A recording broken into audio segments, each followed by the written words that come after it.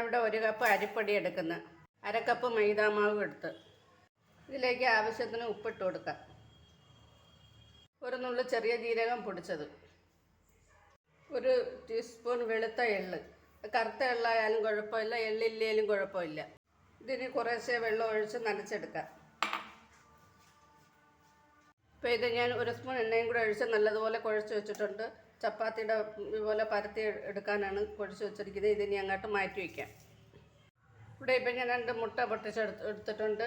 1 അരമുറി തേങ്ങ തിരുവി, അതിൻ്റെ അകത്ത് 1 നുള്ളു മഞ്ഞൾപ്പൊടി, 1 നുള്ളു ജീരകപ്പൊടി, 1 നുള്ളു ഗരം മസാല. ഇതെല്ലാം ഓരോന്നുള്ള മതി, നമ്മൾ ആവശ്യത്തിന് മതി. ഇത്രയും എടുത്തിട്ടുണ്ട്. പിന്നെ 1 പകുതി സവാള, 1 വലിയ സവാളയുടെ പകുതി പൊടിയായിട്ട് അരിഞ്ഞെടുത്തിട്ടുണ്ട്. പച്ചമുളക് അരിഞ്ഞെടുത്തിട്ടുണ്ട്. പിന്നെ എടുത്തിരിക്കുന്നത് ഇഞ്ചിയും വെളുത്തുള്ളിയാണ്. എണ്ണ ചൂടാകുമ്പോൾ കടുക് ഇട്ട് കൊടുക്കാം. കടുക് പൊട്ടി കഴിയുമ്പോൾ ഇഞ്ചിയും വെളുത്തുള്ളിയും ഇട്ട് കൊടുക്കാം.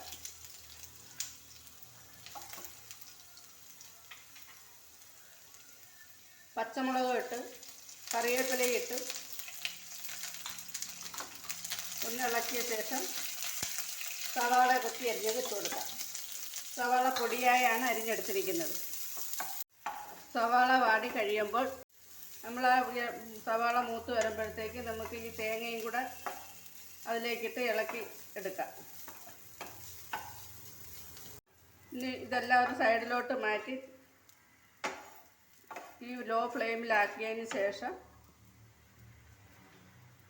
നമ്മൾ പൊട്ടിച്ച് വെച്ചിരുന്ന ഈ മുട്ട ചെറുതായിട്ട് ഇങ്ങനെ ഒഴിച്ച് കുറേശ്ശെ മിക്സാക്കി എടുക്കണം.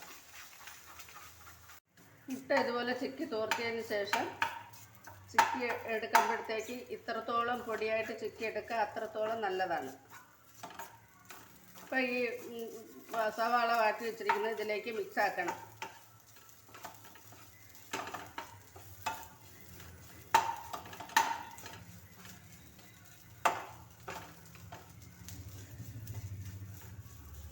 ഇതുപോലെ ഒന്ന് ഒതുക്കി തീ ഓഫാക്കി അങ്ങോട്ട് മാറ്റി വയ്ക്കാം. നമ്മളിപ്പോൾ ഇവിടെ മാറ്റി വെച്ചിരുന്ന മാവുണ്ടല്ലോ, അത് ഇങ്ങനെ ഓരോ ഉരുളകളാക്കി ഒന്ന് പരത്തിയെടുക്കണം.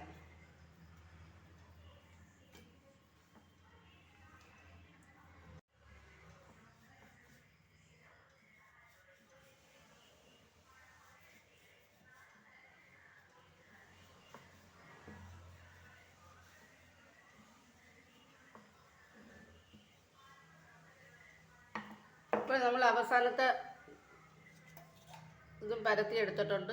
ഇനി നമുക്ക് ഇതിലേക്ക് നമ്മൾ നേരത്തെ തയ്യാറാക്കി വെച്ചിരുന്ന മിക്സ് എടുക്കാം.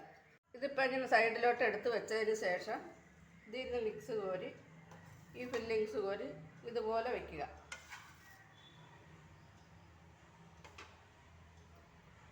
അപ്പോൾ ഇത് കൊള്ളത്തക്ക രീതിയിൽ വേണം വയ്ക്കാൻ. എന്നിട്ട് ഇതൊന്ന് നല്ലതുപോലെ ഒന്ന് മടക്കി കൊടുക്കാം.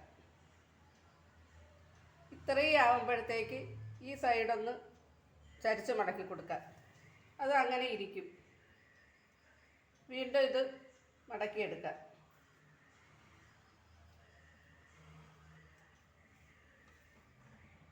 ഇപ്പോഴും ഞാൻ എല്ലാം ഇവിടെ ആ ഫില്ലിങ് വെച്ച് ചുരുട്ടി എടുത്തിട്ടുണ്ട്.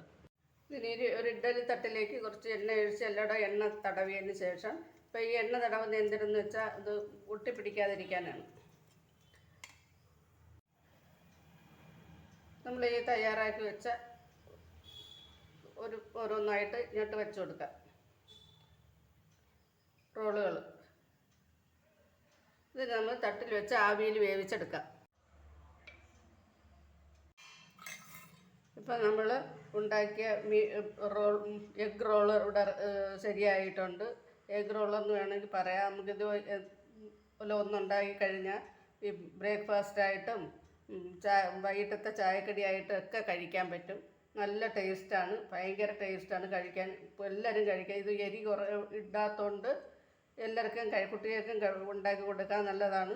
പിന്നെ മുളക് പൊടിയും കുരുമുളക് പൊടിയൊക്കെ വേണമെന്നൊക്കെ ചേർത്ത് കഴിഞ്ഞ് വലിയവർക്കും തയ്യാറാക്കാം. കുട്ടികൾക്ക് മാത്രമല്ല, ഇത് വലിയവർക്കും തയ്യാറാക്കാവുന്നത് തന്നെ. എരി വേണമെന്നവർക്ക് കൂടുതൽ എരി ചേർക്കാം. അപ്പോൾ ഇതെല്ലാവർക്കും തയ്യാറാക്കാൻ പറ്റുന്നതാണ്. എല്ലാവരും ഉണ്ടാക്കി നോക്കണം. ഈസിയാണ്. ചാനൽ എല്ലാവരും ഒന്ന് സബ്സ്ക്രൈബ് ചെയ്യണം, ലൈക്ക് ചെയ്യണം. അടുത്ത വീഡിയോ ആയിട്ട് ഉടനെ വരുന്നതായിരിക്കും.